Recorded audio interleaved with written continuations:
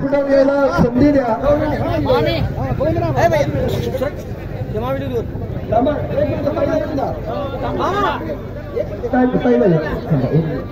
काही नाही.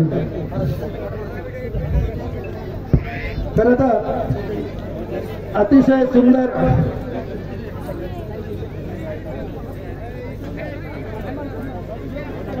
अतिशय गोंडस जोडपं आज व्यासपीठावर येऊन तुमचा सत्कार करतोय. आमच्यासाठी हा भाग्याचा क्षण आहे.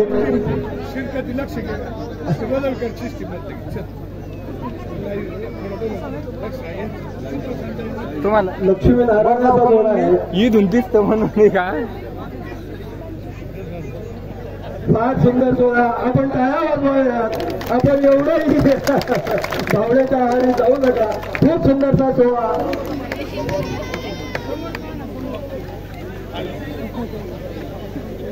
अतिशय सुंदर.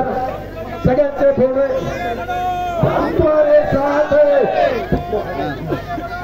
तुम्हारे साथ है. यानंतर ताबडतोब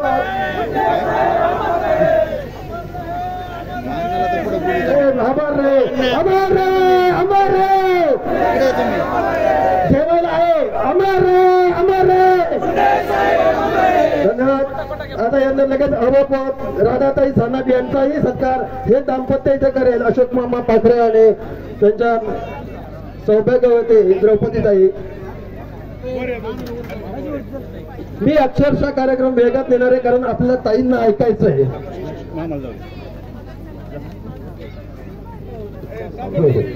यानंतर आपले